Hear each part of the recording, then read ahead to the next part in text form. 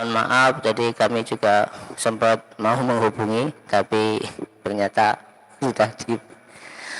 Langsung saja untuk pada sore hari ini, karena waktu sudah menunjukkan jam 5 lebih 6 menit, jadi beliau nanti langsung mukadimah. Kepada Pak Habib kami persilakan. Assalamualaikum warahmatullahi wabarakatuh. Alhamdulillah, wassalatu wassalamu ala rasulillah Muhammad ibn Abdillah wa ala alihi wa sahbihi wa mawalah. La hawla wa la quwata illa billah. Subhanaka la ilma lana illa ma alamtana innaka antal alimul hakim. Rabbi israh li sadri wa yassir li amri wahlul 'uqdatam min lisani yafqahu qawli arhamar rahimin. Qala Allah Ta'ala fil Qur'anil Karim wa wasdaqal qailin. A'udzu billahi minasyaitonir rajim. Bismillahirrahmanirrahim. Was-saimina was-saimat wal hafidhina furujahum wal hafizat wadh-dhakirina Allaha katsiran wadh-dhakirat a'addallahu lahum maghfiratan wa ajran 'azima. Wa qala sallallahu alaihi wasallam, sumtu shaimi tasbihun wa naumuhu ibadah wa du'auhu mustajabun wa amaluhu mudha'af. Allahumma faya mu'allima Adam wa Ibrahim, alimna ma yanfa'una wa anfa'na bima 'allamtana wa zidna ilma wa ba'd.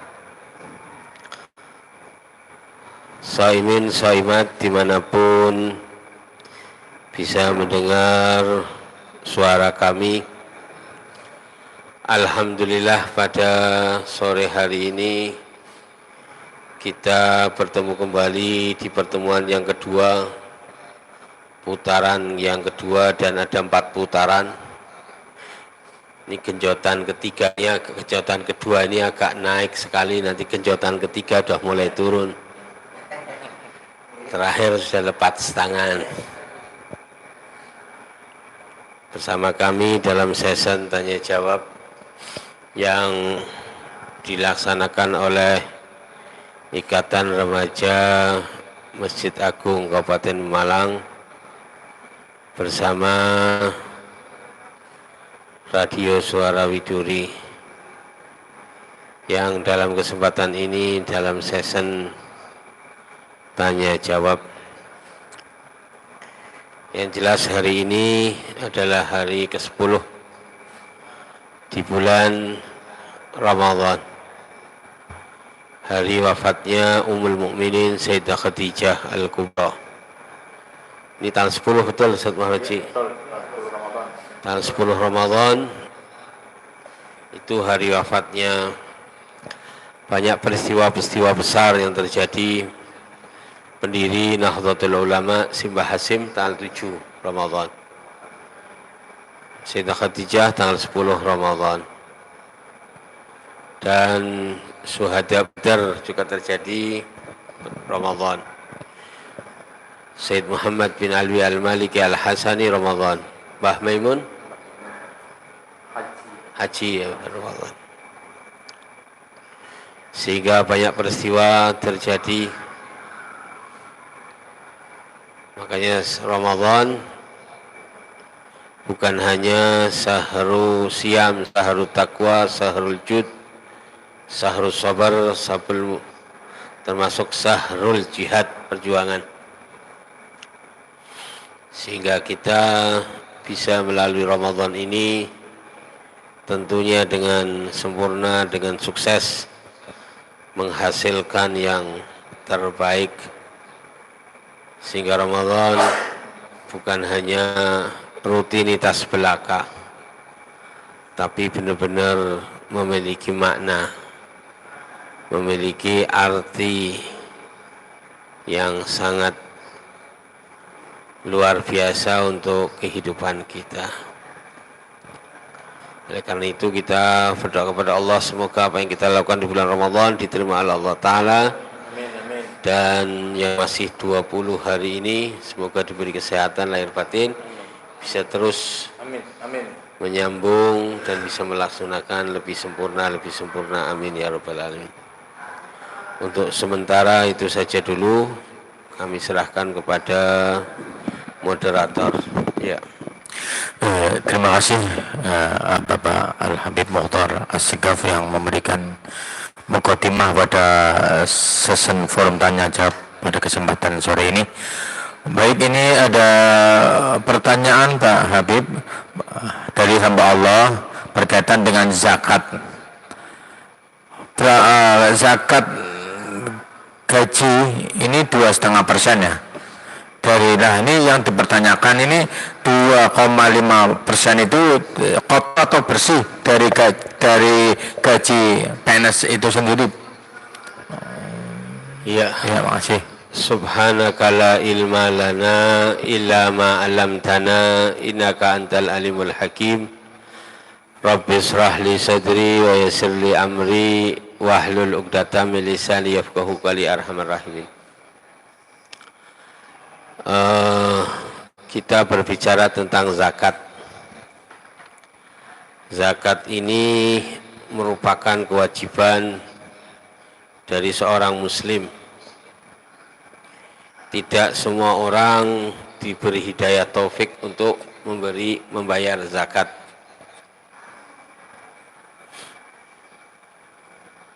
Jadi menunaikan zakat itu merupakan kewajiban. Tapi untuk mengaudit itu kan sulit. Zakat ada kitab siam, salat, puasa, zakat. Zakat ini bentuknya macam-macam. Ada zakat mal, tijarah, ternak, ya macam-macam. Nisabnya juga macam-macam, tahap, emas, perak. Kalau pertanian itu yaum hasadih, di hari panen, modalnya berapa, kemudian dikeluarkan zakatnya. Itu pun rinciannya macam-macam, sangat jeli sekali. Di dalam dagang itu dan ancaman-ancaman dalam Al-Quran, nasnya itu banyak sekali. Seperti ayat yang tidak mau mengeluarkan zakat, bakal disetrika punggung dan dahiknya. Itu kan ada ayat-ayat yang, dan ancamannya juga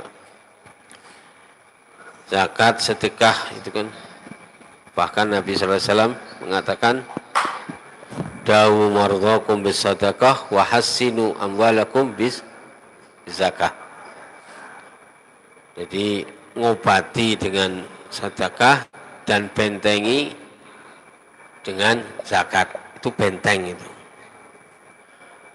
Berkembang demi berkembang, intinya itu zakat adalah sampai nisab. Kalau belum nisab ya tidak. Kalau tidak untuk usaha ya tidak ada zakat. Kalau usaha sudah nisab, kemudian hukumnya itu berkembang sampai fatwa-fatwa terakhir ini berkaitan dengan profesi. Profesi kan tidak kelihatan. Semua produktif menghasilkan uang. Dan uangnya itu kalau dikalkulasikan setahun, gajinya 5 juta, setahun pokoknya sudah 60, belum yang lain. Iya kan? Sehingga itu fatwa-fatwa terakhir mutaakhirin berdasarkan baik itu Bahsul Masail NU maupun yang lainnya, MUI dan sebagainya menetapkan ada zakat profesi.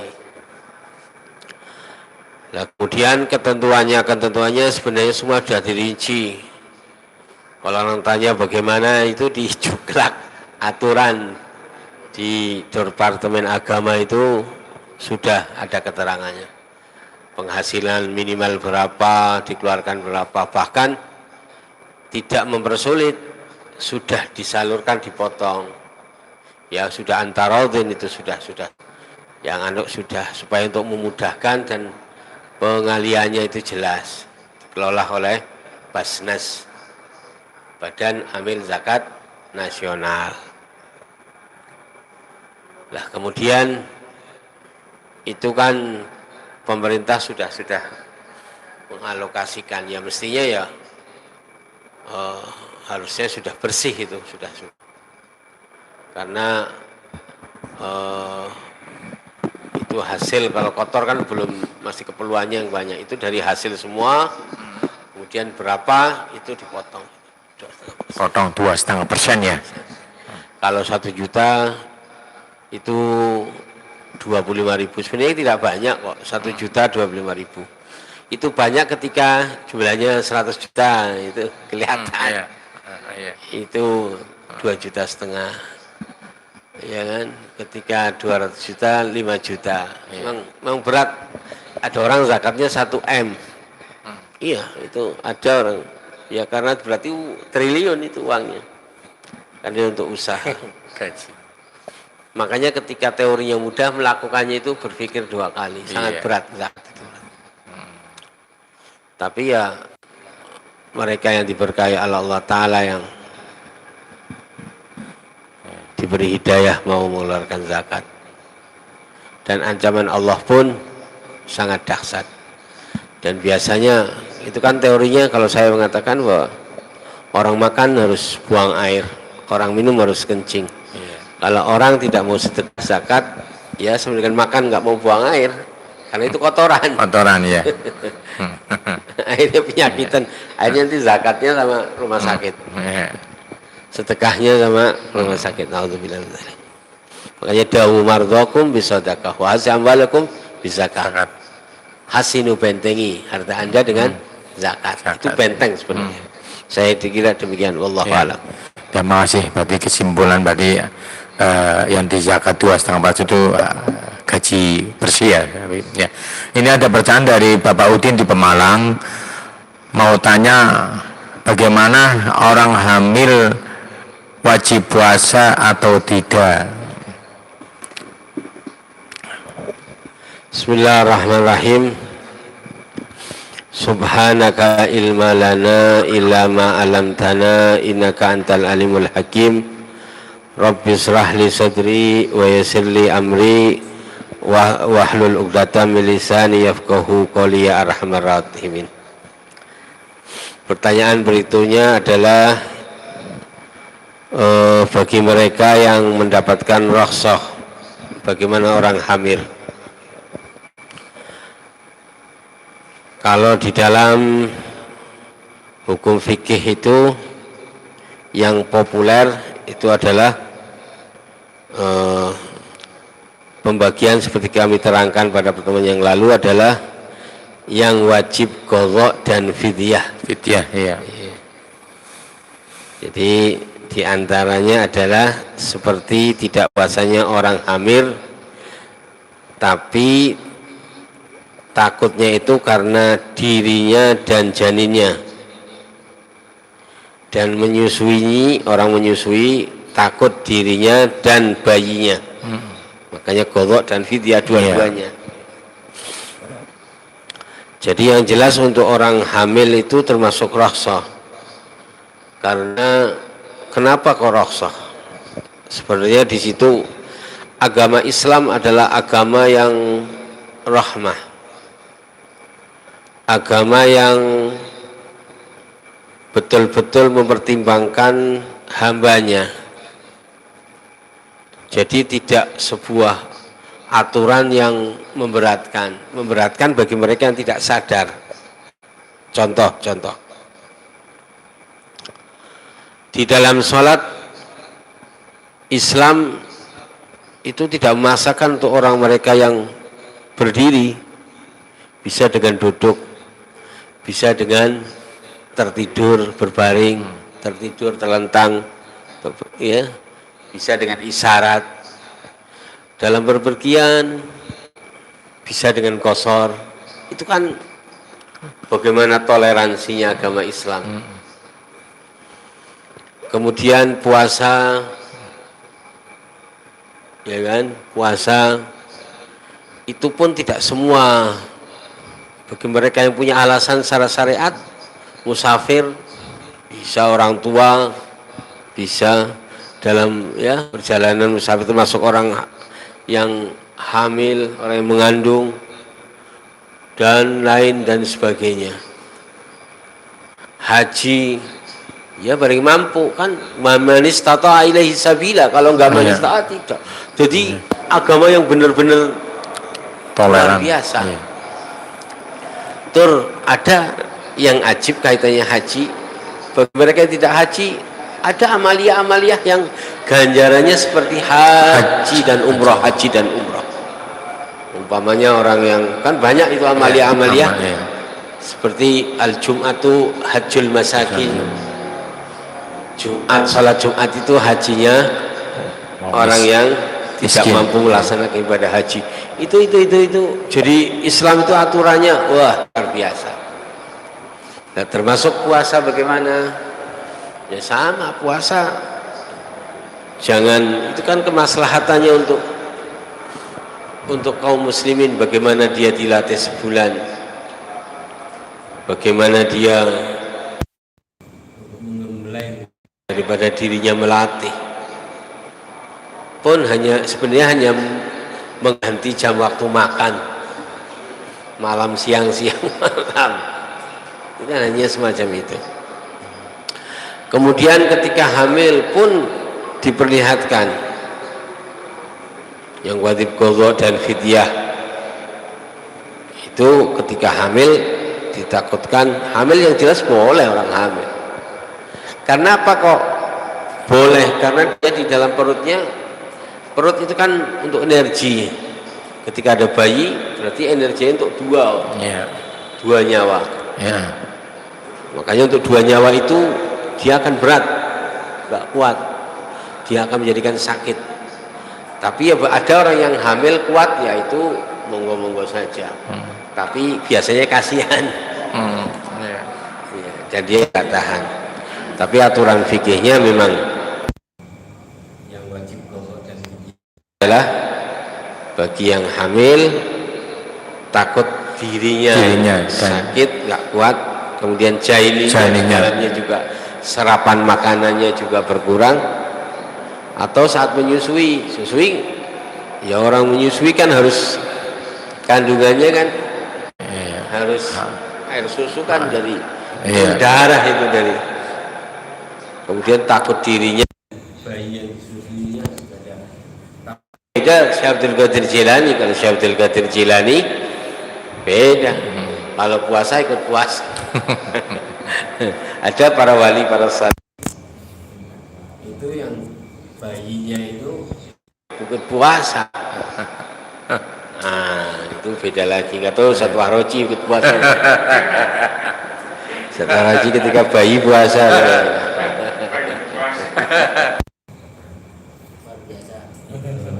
Jadi saya lagi tanya bagaimana hamil. Ya, tapi ada tabinya di situ. Yang terpenting adalah menghormati. Kadang yang terpenting adalah menghormati. Itu orang kalau habis haid ya kotoran, kemudian sucinya siang hari, itu tetap dia harus imsak. Kalau itu dia iftar, boleh iftar, nggak apa-apa, jam berapapun nggak apa-apa. Tapi kalau dia terus pas saat dia siang itu harus langsung imsak. Apa itu puasa setengah hari? Iya, bukan tapi tidak berpuasa, tapi harus imsak. Dengan arti menghargai, tidak melakukan itu. Iya, mengekang. Nah itu yang harus orang. Nah harapan saya ini yang terpenting adalah menghormati bulan puasa.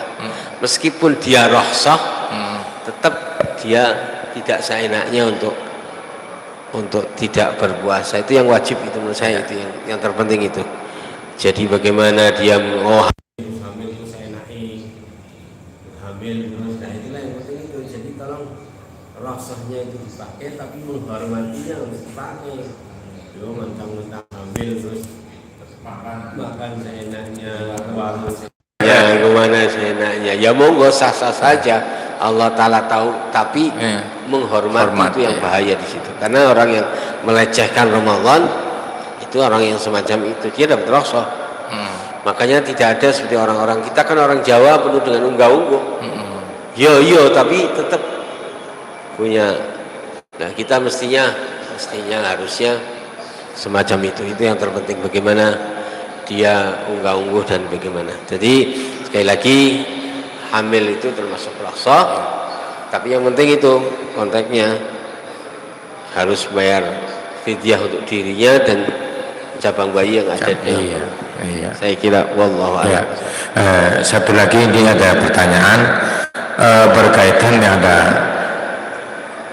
hubungan suami istri Bib, ini dilakukan ketika menjelang imsak Bib. Nah, pertanyaannya ini belum selesai hubungan intim suami istri, ini imsak. Nah ini apa langsung dipotong dan terus kita orang tersebut minum air atau langsung cuma sikat gigi ya? Makasih ini ada. Subhanaka la ilma lana illa ma 'allamtana innaka antal alimul hakim. Rabbi shrah li sadri wa yassir li amri wahlul 'uqdatam min lisani yafqahu qawli. Arhamar-rahim. Yang pertama, satu itu doa Sayyidina Ali ini. Sayyidina Ali berdoa itu, ya Allah, jadikanlah kami nanti bulan Ramadan itu orang yang menerima dengan kurangnya tidur, karena bulan Ramadan ini biasanya orang kurang tidur. Itu satu. Yang kedua, dalam riwayat tentang bagaimana orang yujami ahlahu dalam kitab Qurratul Uyun, kitab-kitab bagaimana muasarah zaujiyah, itu ada musim bagus, ada musim tidak bagus. Musim tandur, maksudnya musim orang untuk bagaimana dia untuk reproduksi, untuk mencari keturunan yang baik. Nah, di antara musim yang tidak baik itu adalah malam Lebaran. Malam Lebaran itu, Idul Fitri, Idul Adha itu nggak bagus itu untuk melakukan hubungan seksual, itu nggak bagus. Karena ada orang yang puasa tidak malam Lebaran, itu boleh saja tapi kurang bagus. Karena sunahnya untuk ihya ini malah, jadi ini yang kadang orang boleh pahami. Kemudian hari-hari Ramadan justru bagus malam hari. Anda bisa lihat kitab-kitab tentang itu yang menjelaskan tentang muasarah zaujiyah, itu bagus. Dan Nabi sallallahu alaihi wasallam dalam riwayat juga melakukan hal itu karena memang bagus. Cuma ya mestinya melakukan itu ya diatur, jangan sampai yang supaya, karena yang afdal itu mandi itu lebih bagusnya sebelum imsak, walaupun seandainya setelah subuh itu dilakukan sah dan tidak masalah ya. Jadi posisi dalam keadaan junub masuk subuh itu sah, puasanya nggak apa-apa, tinggal mandi nggak menjadi masalah. Nah, bagaimana itu, mungkin saya yakin hal yang semacam itu bagaimana new married couple itu. Kalau nggak new married itu kelihatannya tidak mungkin. Kalau new married biasanya setrumnya besar ya. Terus bujuk-bujuknya itu. Jadi ya,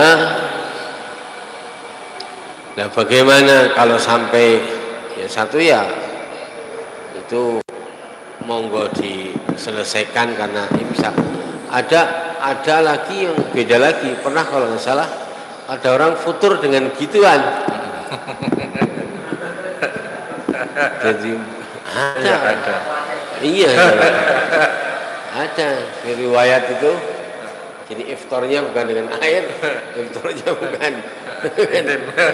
Ya, nah. Itu riwayat ada. Ada yang semacam itu. Tapi kan berarti dia puasanya ngeres. Tapi ya nggak tahu kalau alam besok. Tapi ada, kalau nggak salah itu malah dialami oleh seorang ulama, seorang sahabat kalau nggak salah. Jadi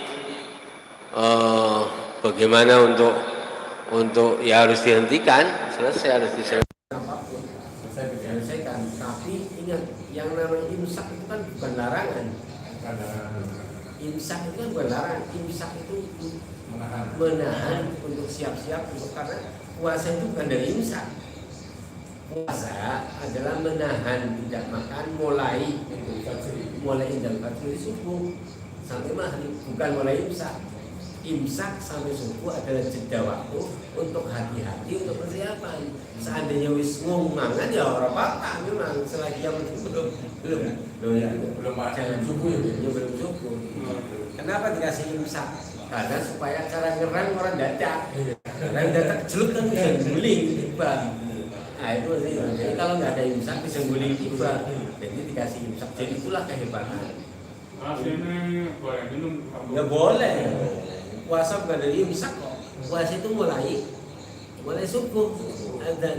Nah, tapi kan azan ini minum, banyak dulu hilang. Makanya anak imsak supaya remeh orang juga.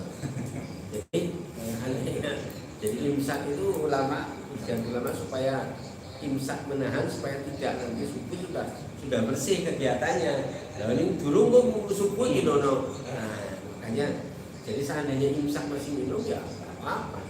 Yang penting belum ada subuh. Jadi itu yang harus dipahami itu. Nah, imsak ya cepat bagian diselesaikan.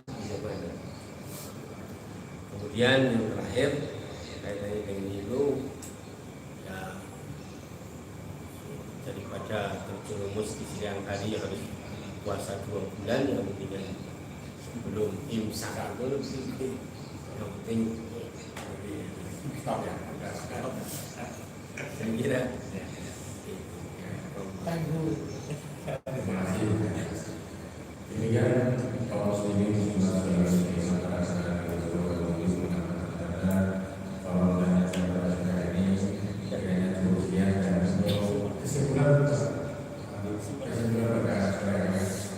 subhanaka la ilma lana illa ma 'allamtana.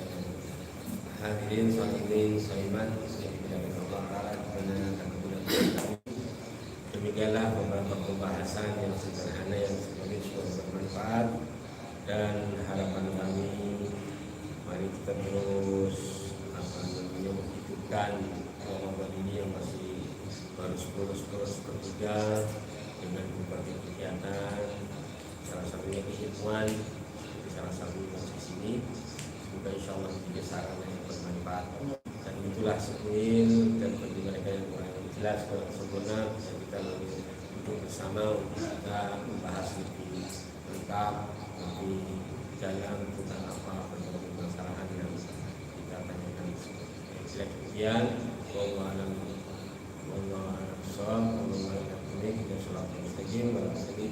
Wassalamualaikum warahmatullahi wabarakatuh.